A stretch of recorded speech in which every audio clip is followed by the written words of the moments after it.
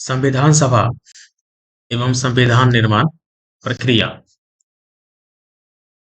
भारतीयों की ओर से संविधान सभा की सर्वप्रथम मांग मई 1934 में रांची में स्वराज पार्टी ने की थी। वर्ष 1934 में ही भारत में संविधान सभा के गठन का विचार एम एन राय ने दिया था। भारतीय राष्ट्रीय कांग्रेस के स्तर पर भी पहली बार स्वराज पार्टी के बाद पटना में मई 1934 में ही संविधान निर्माण के लिए आधिकारिक रूप से संविधान सभा की मांग की गई थी, जिसकी पुष्टि कांग्रेस के 1936 के फैजपुर अधिवेशन में की गई थी। एक निर्वाचित संविधान सभा द्वारा भारत के संविधान का निर्माण करने का प्रस्ताव सर्वप्रथम वर्ष 1942 में क्रिप्स मिशन द्वारा किया गया था। कैबिनेट मिशन 1946 द्वारा भारतीय संविधान सभा का प्रतिनिधिक निर्वाचन के आधार पर गठन किया गया था। कैबिनेट मिशन की रिपोर्ट के अनुसार संविधान सभा निर्वाचित होनी थी और प्रांतों का प्रतिनिधित्व जनसंख्या के आधार पर होना था। इसके तहत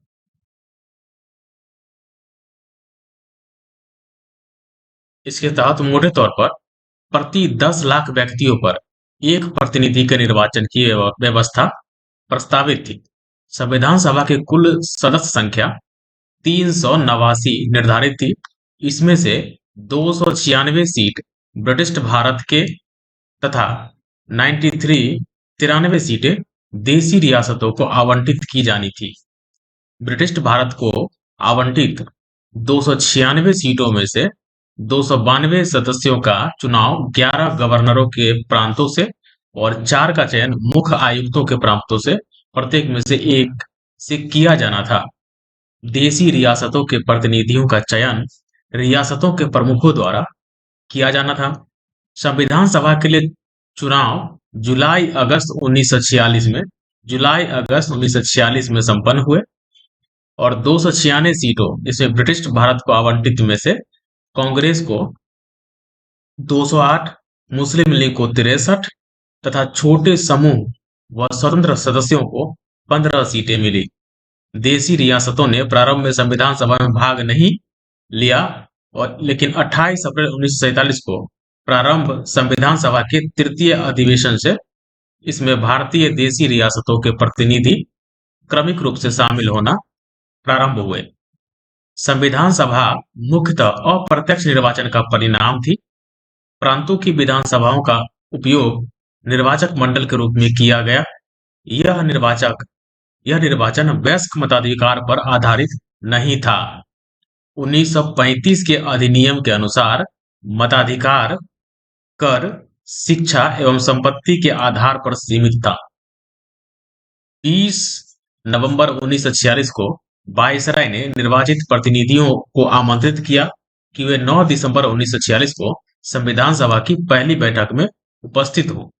9 दिसंबर 1946 को सभा की पहली बैठक में कुल 207 सदस्यों, जिसमें से 9 महिलाएं थी, ने हिस्सा लिया। 9 दिसंबर 1946 को संविधान सभा की प्रथम बैठक की अध्यक्षता अस्थायी अध्यक्ष डॉक्टर सच्चिदानंद सिन्हा ने की थी। 11 दिसंबर 1946 को संविधान सभा ने डॉक्टर राजेंद्र प्रसाद को निर्विरोध संविधान सभा के अस्थायी सदस्य के रूप में निर्वाचित किया। 13 दिसंबर 1946 को जवाहरलाल नेहरू ने संविधान सभा में उद्देश्य प्रस्ताव प्रस्तुत किया, जो 22 जनवरी 1947 को संविधान सभा द्वारा पारित किया गया। माउंटबेटन योजना यानी 3 जून 1947 के तहत हुए विभाजन के परिणाम स्वरूप पाकिस्तान के लिए पृथक संविधान सभा का गठन किया गया था तथा मूल जो कि भारतीय संविधान सभा के सदस्यों की कुल संख्या घटकर 299 रह गई, जिसमें भारतीय प्रांतों के 229 प्रतिनिधि और भारतीय रियासतों के 70 प्रतिनिधि शामिल थे। भारतीय संविधान के निर्माण और उसके अंगीकृत होने तक संविधान सभा में कुल 2 वर्ष 11 महीने और 18 दिन का समय लगा। ज्ञातव्य है कि लोकसभा और राज्यसभा की वेबसाइट पर इस संदर्भ में 2 वर्ष 11 माह एवं 17 दिन का समय मिलता है, जिसका कारण संभवतः संविधान सभा को संविधान सभा द्वारा अंगीकृत किए जाने के दिन को संविधान के निर्माण की अवधि में शामिल न किया जाना है। इसके लिए कुल 11 अधिवेशन हुए, कुल अवधि 135 दिन हुए जिसमें से 114 दिन संविधान के प्रारूप पर विचार किया गया था। 11वें अधिवेशन के अंतिम दिन यानी 26 नवंबर 1949 को संविधान को अंगीकृत किया गया था। इन 11 अधिवेशनों के अतिरिक्त संविधान सभा पुनः 24 जनवरी 1950 को समवेत हुई, जब सदस्यों द्वारा भारत के संविधान पर हस्ताक्षर यानी 284 सदस्यों के द्वारा हस्ताक्षर किया गया था। भारतीय संविधान के निर्माण के समय बेनेगल नरसिंह राव यानी BN राव संवैधानिक सलाहकार नियुक्त किए गए थे और 26 नवंबर 1949 को भारत के लोगों द्वारा संविधान को अंगीकृत, अधिनियमित और आत्मार्पित किया गया था। संविधान पूर्ण रूप से 26 जनवरी 1950 को लागू हुआ और भारतीय संविधान सभा में कुल महिला सदस्यों की संख्या थी 15। इनके नाम इस प्रकार हैं: विजयलक्ष्मी पंडित, राजकुमारी अमृत कौर, सरोजिनी नायडू, सुचिता कृपलानी, पूर्णिमा बनर्जी, लीला रॉय, जी दुर्गाबाई, हंसा मेहता, कमला चौधरी, रेणुका रे, मालती चौधरी, दक्षयानी बेलायुधन, बेगम एजाज रसूल, एनी मास्करीनी तथा अम्मू स्वामीनाथन। ग्रेनविले ऑस्टिल ने कहा था कि संविधान सभा कांग्रेस थी और कांग्रेस भारत। ग्रेनविले ऑस्टिन ने कहा था कि संविधान सभा कांग्रेस थी और कांग्रेस भारत। 2 सितंबर 1946 को अंतरिम सरकार का गठन किया गया। इसमें मुस्लिम लीग के सदस्य शामिल नहीं हुए, हालांकि उनके शामिल होने के लिए विकल्प खुला रखा गया था। अंततः 26 अक्टूबर 1946 को जब सरकार का पुनर्गठन किया गया, तब मुस्लिम लीग के 5 प्रतिनिधियों को कैबिनेट में शामिल किया गया था। अब क्वेश्चन देखते हैं इससे जुड़ा हुआ, इस टॉपिक से और बेस्ट जितने भी क्वेश्चन। भारत के लिए संविधान की रचना हेतु संविधान सभा का विचार निम्नलिखित में से सर्वप्रथम किसने प्रस्तुत किया था? इसका सही आंसर हो जाएगा स्वराज पार्टी ने 1934 में। मई 1934 में रांची में स्वराज पार्टी ने आत्मनिर्णय के अधिकार का मांग की और एक प्रस्ताव पारित किया, जिसमें कहा गया कि वयस्क मताधिकार के आधार पर निर्वाचित भारतीय प्रतिनिधियों की एक संविधान सभा होगी, जो संविधान सभा का निर्माण करेगी। भारतीयों की ओर से संविधान सभा की मांग का यह प्रथम अवसर था। स्वतंत्रता के पूर्व के दिनों में प्रारंभ में किसने संविधान निर्मात्री सभा का प्रस्तुत किया था? तो इसका सही उत्तर हो जाएगा MN राय। Next question.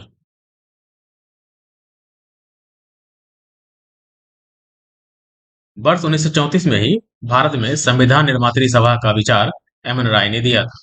नेक्स्ट क्वेश्चन है कि एक निर्वाचित संविधान सभा द्वारा भारत के संविधान का निर्माण करने का प्रस्ताव किया गया था, किसके द्वारा? तो क्रिप्स मिशन के द्वारा किया गया था। अगला सवाल है कि कैबिनेट मिशन योजना के अंतर्गत संविधान निर्मात्री परिषद में प्रत्येक प्रांत को आवंटित सदस्य संख्या निर्धारित करने के लिए एक प्रतिनिधि कितनी जनसंख्या के अनुपात में था? तो 10 लाख व्यक्ति प्रति प्रतिनिधि के आधार के इसी अनुपात में था। अगला, कैबिनेट मिशन 1946 में भारत आया था। मिशन ने अपनी रिपोर्ट में संविधान सभा के गठन का एक सूत्र प्रस्तुत किया था, जिसके आधार पर संविधान सभा निर्वाचित होनी थी और प्रांतों का प्रतिनिधित्व जनसंख्या के आधार पर होना था। इसके तहत मोटे तौर पर प्रति 10 लाख व्यक्तियों के ऊपर एक प्रतिनिधि के निर्वाचन की व्यवस्था प्रस्तावित थी। इन व्यक्तियों में से कौन कैबिनेट मिशन का सदस्य नहीं था? तो विलियम वुड कैबिनेट मिशन का सदस्य नहीं था। बाकी स्टेफर्ड क्रिप्स, पैंथिक लॉरेंस और AB अलेक्जेंडर कैबिनेट मिशन के 3 सदस्य थे। कैबिनेट मिशन मार्च 1946 में भारत पहुंचा। इस मिशन के सदस्य स्टेफर्ड क्रिप्स, जो कि अध्यक्ष थे बोर्ड ऑफ ट्रेड के, पैंथिक लॉरेंस जो भारत सचिव के पोस्ट पर थे, और AB अलेक्जेंडर नौसेना मंत्री थे। अगला सवाल है कि भारतीय संविधान सभा का गठन किया गया था किसके द्वारा? तो इसका सही उत्तर हो जाएगा C, यानी कैबिनेट मिशन योजना 1946 के अंतर्गत।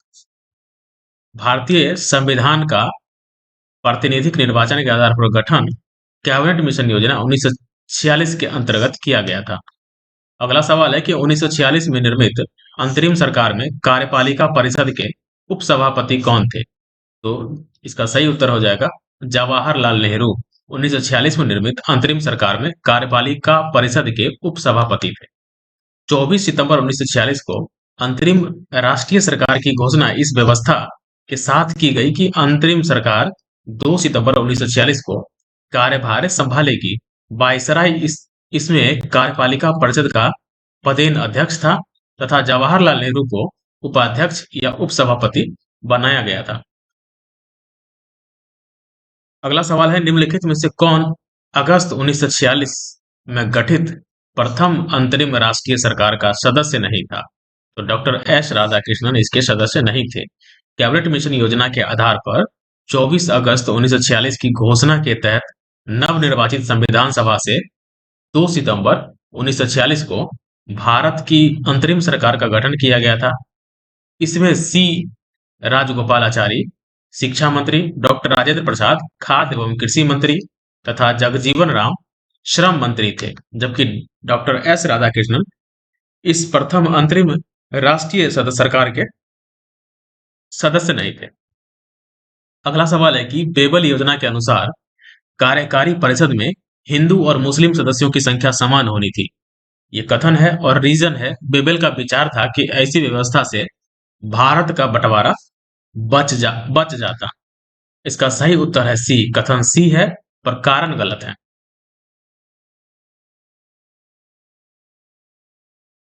अक्टूबर 1946 में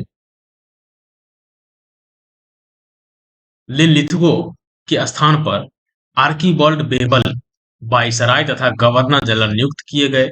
वे भारतीय संवैधानिक गतिरोध को दूर करने के उद्देश्य से मई 1945 में लंदन गए। वहां उन्होंने भारतीय प्रशासन के संबंध में ब्रिटिश सरकार से विस्तार से बात की तथा कुछ प्रस्ताव रखे। जून 1945 में उन प्रस्तावों को बेबेल योजना के नाम से सार्वजनिक किया गया। बेबेल योजना के प्रस्तावों में कार्यकारी परिषद में मुसलमान सदस्यों की संख्या हिंदुओं के बराबर होना था। में वायसराय तथा कमांडर इन चीफ को छोड़कर सभी सदस्यों का भारतीय होना, शीघ्र ही शिमला में एक सम्मेलन का बुलाया जाना तथा युद्ध समाप्ति के पश्चात भारतीयों के द्वारा खुद का संविधान बनाया जाना इत्यादि प्रावधान शामिल थे।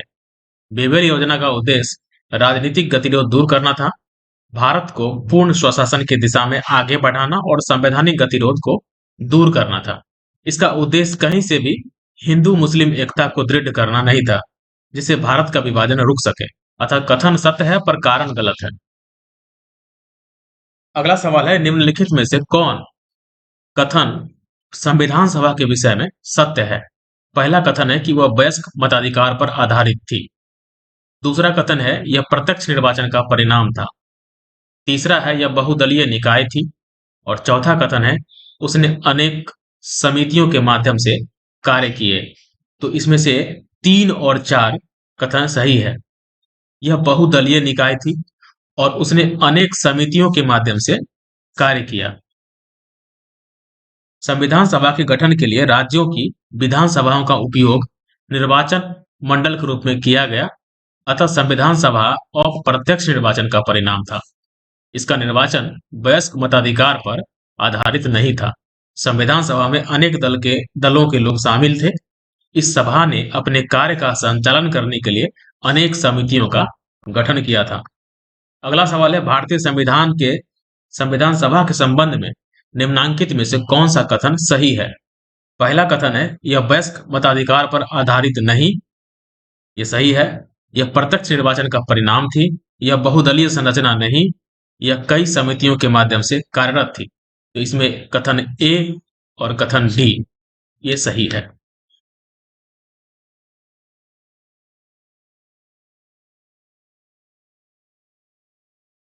निम्नलिखित में से संविधान सभा के बारे में गलत कथन कौन सा है? इसमें बड़ी संख्या में समितियों की मदद से काम किया गया। उनमें से प्रारूप समिति सबसे महत्वपूर्ण थी। अगला कथन है कि अल्पसंख्यक समुदाय जैसे ईसाई, एंग्लो इंडियन और पारसियों को सभी में पर्याप्त प्रतिनिधित्व दिया गया। अगला कथन है इसका निर्वाचन सार्वभौम वयस्क मताधिकार के आधार पर किया गया, और डी, इसका चुनाव प्रक्रिया 1935 के अधिनियम के छठवीं अनुसूची पर आधारित थी।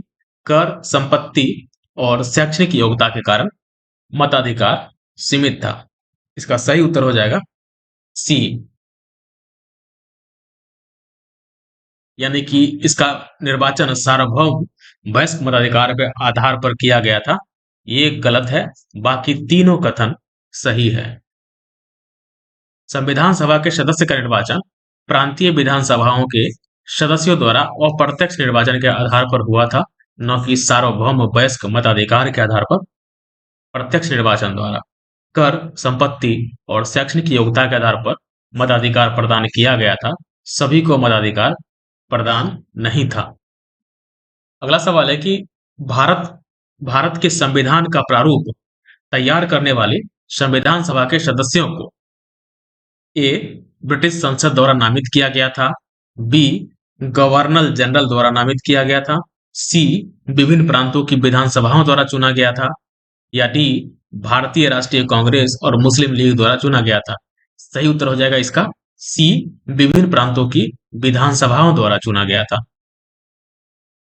अगला सवाल है, भारतीय इतिहास के संदर्भ में प्रांतों से संविधान सभा के सदस्य क्या होते थे? उन प्रांतों के लोगों द्वारा सीधे निर्वाचित होते थे, या भारतीय राष्ट्रीय कांग्रेस तथा मुस्लिम लीग द्वारा नामित होते थे, या प्रांतीय विधानसभाओं द्वारा निर्वाचित होते थे, या सरकार द्वारा संवैधानिक मामलों में उनकी विशेषज्ञता के लिए चुने गए थे। तो सही उत्तर हो जाएगा इसका प्रांतीय विधानसभाओं द्वारा निर्वाचित हुए थे।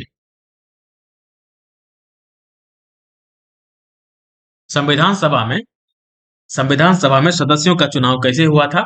तो प्रांतीय सभाओं द्वारा हुआ था। अगला सवाल है, संविधान सभा के चुने हुए अस्थायी अध्यक्ष कौन थे? डॉक्टर राजेंद्र प्रसाद संविधान सभा के अस्थायी अध्यक्ष थे। 9 दिसंबर 1946 को संविधान सभा की प्रथम बैठक की अध्यक्षता अस्थायी अध्यक्ष डॉक्टर सचिदानंद सिन्हा ने की थी, और 11 दिसंबर 1946 को संविधान सभा ने डॉक्टर राजेंद्र प्रसाद को निर्विरोध संविधान सभा के अस्थायी सदस्य के रूप में निर्वाचित किया। अगला सवाल है, संविधान सभा की प्रथम बैठक की अध्यक्षता किसने की थी? तो डॉक्टर सचिदानंद सिन्हा, जो कि अस्थायी सदस्य थे, उन्होंने संविधान सभा की प्रथम बैठक की अध्यक्षता करी। अगला सवाल है कि भारतीय संविधान सभा के उद्घाटन अधिवेशन की अध्यक्षता किसने की थी? तो डॉक्टर सचिदानंद सिन्हा ने भारतीय संविधान सभा के उद्घाटन समिति की अध्यक्षता की थी। संविधान निर्मात्री सभा के अध्यक्ष कौन थे? डॉक्टर राजेंद्र प्रसाद संविधान निर्मात्री सभा के अध्यक्ष थे। अगला सवाल है कि स्वतंत्र भारत की संविधान सभा के अध्यक्ष कौन थे? स्वतंत्र भारत की संविधान सभा के अध्यक्ष कौन थे? तो डॉक्टर राजेंद्र प्रसाद थे। और अगला सवाल है कि संविधान सभा के प्रथम मनोनीत उपसभापति कौन थे? तो इसका सही आंसर हो जाएगा फ्रैंक एंथोनी। संविधान सभा के प्रथम अस्थायी उपसभापति उपाध्यक्ष फ्रैंक एंथोनी थे, जिन्होंने 9 दिसंबर 1946 को अस्थायी सभापति या अध्यक्ष सच्चिदानंद सिन्हा द्वारा मनोनीत किया गया था। एस.सी. मुखर्जी संविधान सभा के पहले अस्थायी उपाध्यक्ष थे। भारतीय संविधान सभा की स्थापना की गई थी कब? तो इसकी स्थापना की गई थी 9 दिसंबर 1946 को। भारतीय संविधान सभा की स्थापना 9 दिसंबर 1946 को उसकी प्रथम बैठक के आरंभ होने के साथ ही हुई थी। अगला सवाल है कि संविधान सभा की प्रथम बैठक कब हुई थी? तो प्रथम बैठक हो गई थी 9 दिसंबर 1946 को। संविधान सभा का गठन कब हुआ था? तो दिसंबर 1946 में। भारत की संविधान सभा का प्रथम अधिवेशन कब शुरू हुआ था? तो 9 दिसंबर 1946 को।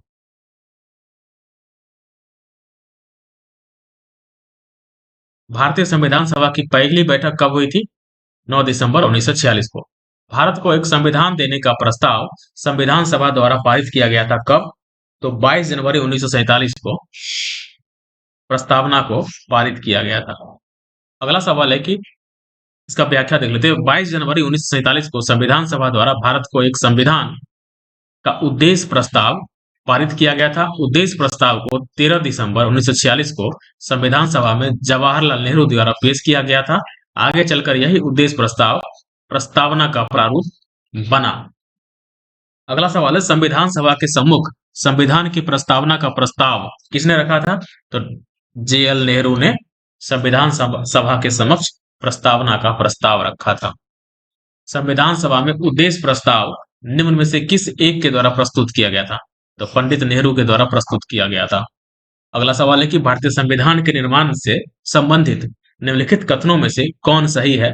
पहला कथन है, पंडित नेहरू के उद्देश्य प्रस्ताव का जो संविधान सभा द्वारा स्वीकार किया गया था, संविधान के निर्माण पर असर था। दूसरा कथन है कि उद्देशिका बहुत महत्वपूर्ण उद्देश्यों की पूर्ति करती है। तीसरा कथन है कि संविधान को भारत के लोगों ने आदेशित किया है। चौथा कथन है भारत चौथा कथन है कि राज्य के मुखिया को लोग प्रत्यक्ष रूप से निर्वाचित करते हैं। तो एक, दो और तीन ये कथन सही है। भारतीय संविधान के तहत राज्य के मुखिया अर्थात राष्ट्रपति का निर्वाचन लोगों द्वारा प्रत्यक्ष रूप से नहीं बल्कि अप्रत्यक्ष रूप से जनप्रतिनिधियों द्वारा संसद एवं विधानसभा के निर्वाचित सदस्यों के माध्यम से किया जाता है। अतः अन्य तीनों कथन सही है। अगला क्वेश्चन है कि भारतीय संविधान को बनाने हेतु भारतीय संविधान सभा के कुल कितने अधिवेशन हुए थे? तो कुल 12 अधिवेशन हुए थे।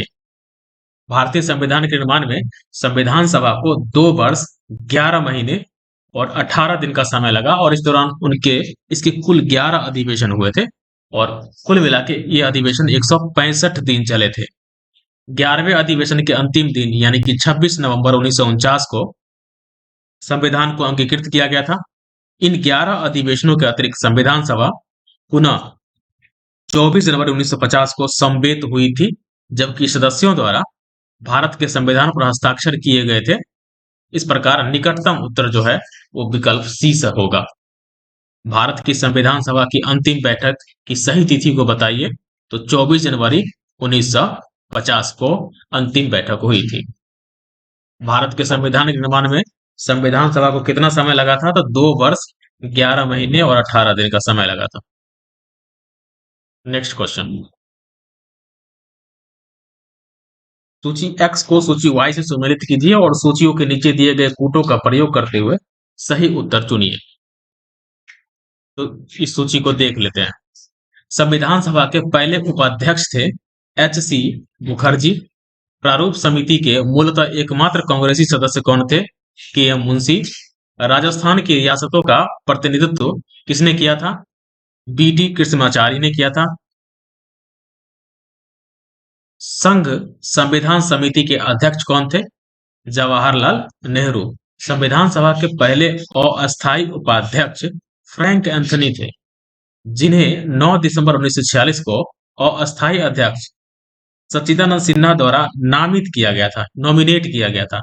एस.सी. मुखर्जी संविधान सभा के पहले अस्थायी उपाध्यक्ष थे। अगला सवाल है कि भारतीय संविधान के निर्माण के समय संवैधानिक सलाहकार कौन थे? इसका सही आंसर हो जाएगा बी.एन. राव। भारतीय संविधान के निर्माण के समय बेनेगल नरसिंह राव यानी कि बी.एन. राव को संवैधानिक सलाहकार नियुक्त किया गया था। भारतीय संविधान का प्रथम प्रारूप तैयार किया था किसने? बी.एन. राव के द्वारा प्रारूप तैयार किया गया था। संविधान सभा के संवैधानिक सलाहकार बी.एन. राव द्वारा संविधान का पहला प्रारूप तैयार किया गया था, जिस पर विचार एवं परिवर्तन करके प्रारूप समिति द्वारा संविधान सभा के समक्ष संविधान का मसौदा प्रस्तुत किया गया। बी.एन. राव के मूल प्रारूप में 243 अनुच्छेद और 13 अनुसूचियां थी। अगला सवाल है कि संविधान सभा में भारतीय संविधान का तृतीय वाचन कब प्रारंभ हुआ था? संविधान सभा में भारतीय संविधान का तृतीय वाचन 17 नवंबर 1949 से प्रारंभ हुआ और 26 नवंबर 1949 तक चला। भारत का संविधान पूर्ण रूप से कब तैयार हो गया था? तो 26 नवंबर 1949 को भारत का संविधान पूर्ण रूप से तैयार हो गया था। भारतीय संविधान की उद्देशिका यानी प्रस्तावना में उल्लेखित किया गया है कि 26 नवंबर 1949 के भारत के लोगों ने संविधान को अंगीकृत, अधिनियमित और आत्मार्पित किया। संविधान को अपनाने, उसके पूर्ण होने, पारित होने, इसको अंतिम रूप देने की तारीख भी 26 नवंबर 1949 को ही माना जाता है। इसी दिन नागरिकता, अंतःकालीन संसद, अस्थायी और संक्रमणकालीन उपबंध लागू हो गए। तथापि संविधान के शेष उपबंध 26 जनवरी 1950 से प्रभावी हुए।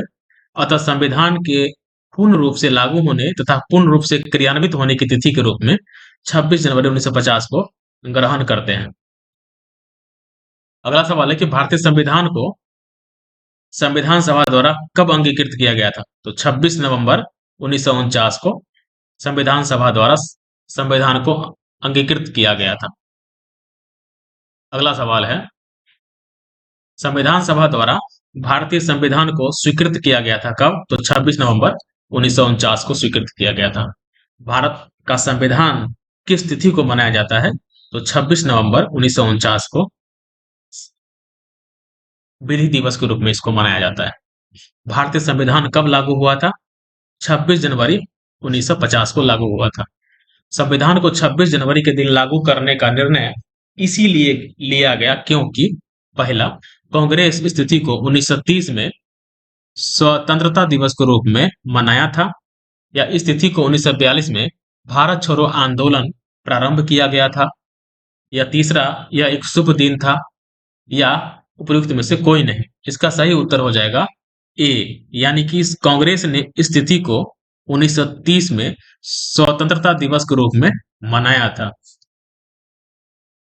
भारतीय राष्ट्रीय कांग्रेस के लाहौर अधिवेशन दिसंबर 1929 में पूर्ण स्वराज की घोषणा की गई थी तथा 26 जनवरी को स्वतंत्रता दिवस के रूप में मनाए जाने का संकल्प लिया गया था, और आजादी के पूर्व तक 26 जनवरी को स्वतंत्रता दिवस के रूप में मनाया जाता रहा।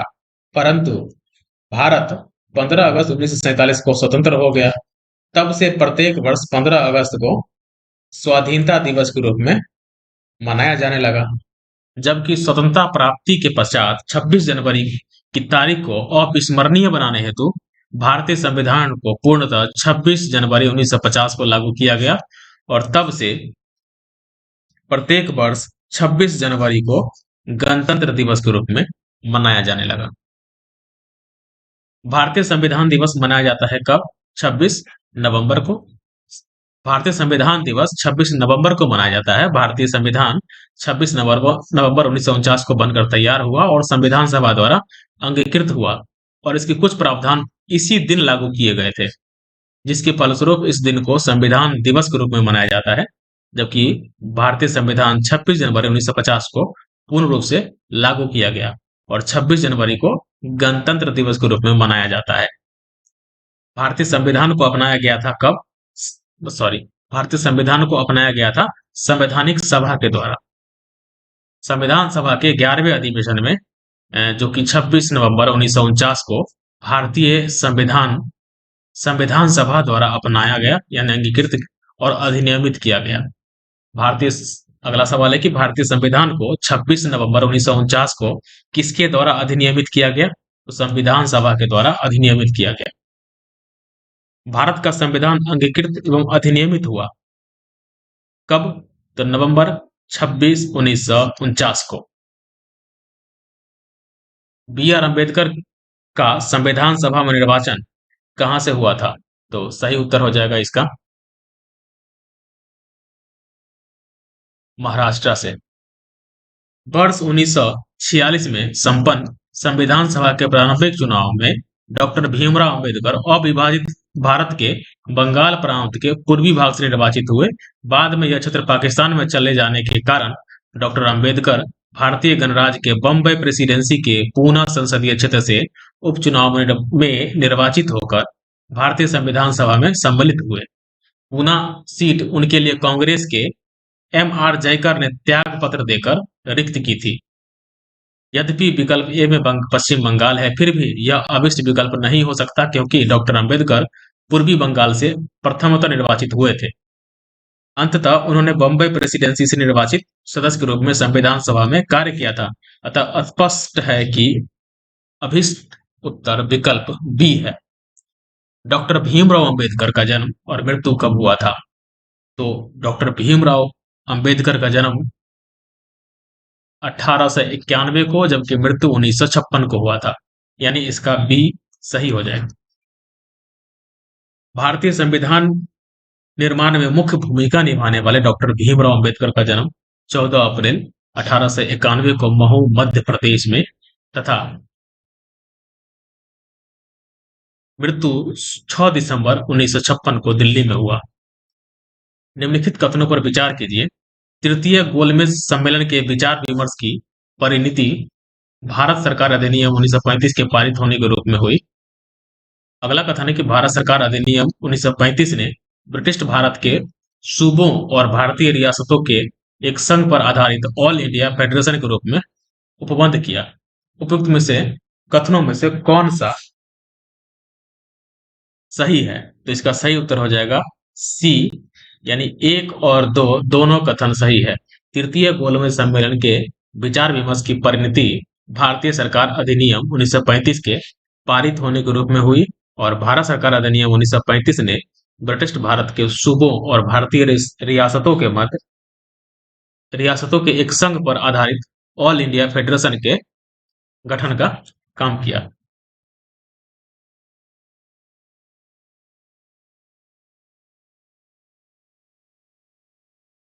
नीचे दो वक्तव्य दिए गए हैं। पहला है, भारत का संविधान देश की आवश्यकताओं की पूर्ति करता है। दूसरा कारण दिया हुआ है कि इसको एक ग्रहित संविधान कहा जाता है। उपर्युक्त के संदर्भ में निम्न में से कौन एक सत्य है? इसका सही उत्तर हो जाएगा बी, कथन और कारण दोनों सत्य है, परंतु कारण कथन का सही स्पष्टीकरण नहीं है। भारत का संविधान देश की आवश्यकताओं को पूर्ति करने में पूर्णतः सक्षम है तथा भावी आवश्यकताओं के मद्देनजर इसमें संशोधन संबंधी प्रावधान भी है। दूसरी ओर इसमें विभिन्न देशों के संविधानों से तथ्य एवं विचार ग्रहण किए गए हैं, अतः इसे एक ग्रहित संविधान भी कहा जाता है। इस प्रकार कथन एवं कारण दोनों सही है, परंतु कारण कथन का सही स्पष्टीकरण नहीं है। संविधान सभा में वयस्क मताधिकार को 15 वर्ष के लिए स्थगित करने की बात किसने की थी? तो मौलाना आजाद ने की थी। संविधान सभा में वयस्क मताधिकार विषय पर बहस के दौरान मौलाना अबुल कलाम आजाद ने वयस्क मताधिकार को 15 वर्षों के लिए स्थगित करने की वकालत की थी, किंतु डॉक्टर राजेंद्र प्रसाद एवं पंडित जवाहरलाल नेहरू ने जोरदार ढंग से इसे अपनाने के लिए इसका समर्थन किया था। निम्नलिखित में से किसने सुझाव दिया था कि भारत की स्वतंत्रता के बाद भारतीय राष्ट्रीय कांग्रेस को एक राजनीतिक दल के रूप में भंग कर दिया जाना चाहिए? तो महात्मा गांधी ने ये सुझाव दिया था। भारत की स्वतंत्रता के उपरांत महात्मा गांधी ने यह सुझाव दिया था कि भारतीय राष्ट्रीय कांग्रेस को अब एक राजनीतिक दल के रूप में भंग कर दिया जाना चाहिए। अगला सवाल है कि निम्नलिखित में से किसने कहा था एक संविधान एक मशीन की तरह बेजान चीज है, इसमें वे लोग जीवन फूंकते हैं जो इसका नियंत्रण करते हैं। भारत में बस कुछ ईमानदार लोगों की आवश्यकता है जिनके लिए राष्ट्रहित ही सर्वोपरि है। सही आंसर है इसका डॉक्टर राजेंद्र प्रसाद। डॉक्टर राजेंद्र प्रसाद इसका सही उत्तर है। अपनी राष्ट्रवादी प्रतिक्रिया में भारतीय संविधान के निर्माताओं ने अल्पसंख्यकों के हितों तथा भावनाओं के महत्व को कम करके आंका है। यह कथन किसका है? तो आइवर जेनिंग्स का यह कथन है। प्रस्तुत कथन आइवर जेनिंग्स उनका मानना था कि भारतीय संविधान निर्माताओं ने भारतीय संघ में अल्पसंख्यक हितों और भावनाओं के महत्व को न्यूनतम रखने का प्रयास किया है। अगला प्रश्न है, किसने कहा था संविधान सभा कांग्रेस थी और कांग्रेस भारत था? ऑस्टिन का कथन है। संविधान सभा कांग्रेस थी और कांग्रेस भारत था, यह वक्तव्य पद्मश्री पुरस्कार प्राप्त इतिहासकार ग्रैनविले ऑस्टिन का था। यह वक्तव्य उनकी पुस्तक द इंडियन कॉन्स्टिट्यूशन में वर्णित है। अगला प्रश्न है, भारतीय संविधान सभा में कुल कितनी महिलाएं सदस्य थी? तो कुल 15 सदस्य थी जो कि महिला सदस्य थी।